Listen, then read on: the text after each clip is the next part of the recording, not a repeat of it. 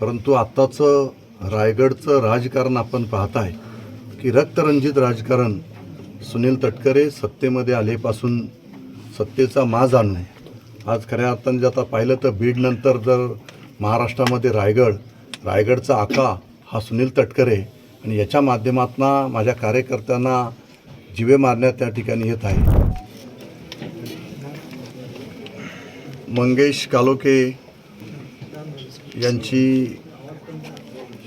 काल क्रूरपणे निर्घृण हत्या करण्यात आलेली आहे.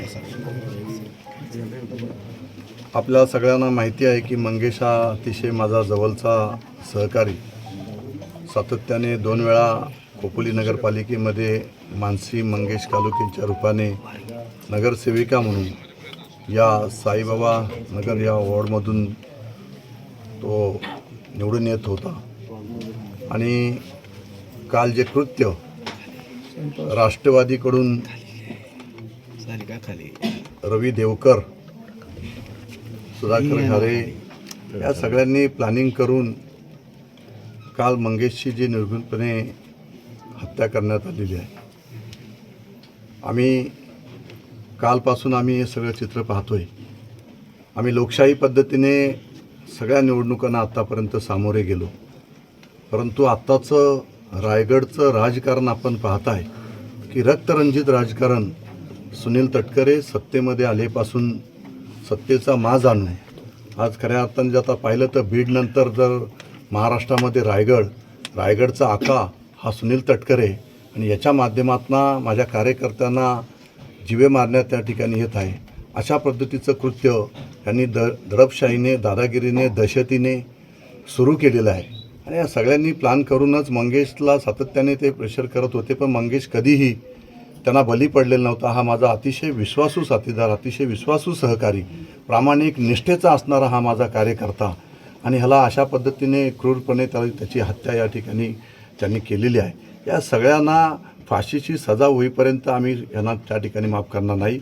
आज स्वतः शिंदेसाहेबसुद्धा मंगेशच्या घरी या ठिकाणी मानसीताईंचं सांत्वन करण्यासाठी, कालोखे कुटुंबियांचं सांत्वन करण्यासाठी या ठिकाणी आता 1-2 तासामध्येच शिंदेसाहेब स्वतः भेटण्यासाठी या ठिकाणी येत आहेत. परंतु जोपर्यंत या सर्व आरोपींना अटक केली जात नाही तोपर्यंत आम्ही 2 दिवस अजून पोलीस स्टेशनला अल्टिमेटम या ठिकाणी देतोय की ताबडतोब त्यांना अरेस्ट करा. आजही सुद्धा घरे जाऊन त्याच्या ऑफिसमध्ये त्या ठिकाणी बैठका त्या ठिकाणी घेतोय. सुनील तटकरे त्या ठिकाणी स्टेटमेंट करतोय की सुधाकर घारेचा याच्यामध्ये हात नाही. तर सुनील तटकरे यांनी इन्व्हेस्टिगेशन केलं का? ह्याचा अर्थ हे सगळं प्री प्लॅनिंग आहे की सुनील तटकरेला वाटेल ते त्यांनी स्टेटमेंट द्यायचे आणि मोकळे व्हायचं, राजकीय दबाव टाकायचा अधिकाऱ्यांवर, SP-पासून IG-पासून सगळ्यांच्यावरती.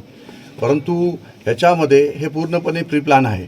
मंगेशची हत्या करण्याची हिंमत रवी देवकर या कुटुंबाची या ठिकाणी नाहीच आहे. हे सगळेजण राष्ट्रवादीच्या यांनी, सुधाकर घारेंनी आणि यांनी सगळ्यांनी ताकद देऊन, भरत भगत हा रवी देवकरचा मित्र आहे आणि ह्यांनी एकत्रपणे येऊन सातत्याने नगरपालिकेच्या निवडणुकीमध्ये सातत्याने त्याला ताकद देण्याचं काम या ठिकाणी करत होते. हत्यारं आणली गेली. हे सगळ्या गोष्टी 2-4 दिवसापासून सातत्याने मंगेशचा पाठलाग त्या ठिकाणी होत होता. हे सारं त्यांच्या सगळ्यांच्या निदर्शनं येत होतं. परंतु मंगेशला थोडीसुद्धा अशी त्या ठिकाणी कल्पना आली नाही की ही माझी अशा पद्धतीने हत्या करतील, असं कधीही माझ्या मंगेशला त्या ठिकाणी वाटलं नाही. परंतु आज मी 2 दिवस आता साहेबांशी चर्चा केल्यानंतर आम्ही या ठिकाणी निर्णय घेऊ 2 तासांनी. मात्र ह्या आरोपींना तात्काळ यांना अटक त्या ठिकाणी केली नाही तर आम्ही स्वतः जाऊन पोलीस स्टेशनला त्या ठिकाणी बसून राहू. जोपर्यंत यांना अटक केली जात नाही तोपर्यंत मी पोलीस स्टेशनवर आम्ही सगळेच जण त्या ठिकाणी हलणार नाही. आज फक्त साहेबांना, शिंदेसाहेब येऊन जाऊ द्या, मग आम्ही जो काय आहे तो निर्णय या ठिकाणी घेऊ. सध्या ज्या पद्धतीने तपास यंत्रणा किंवा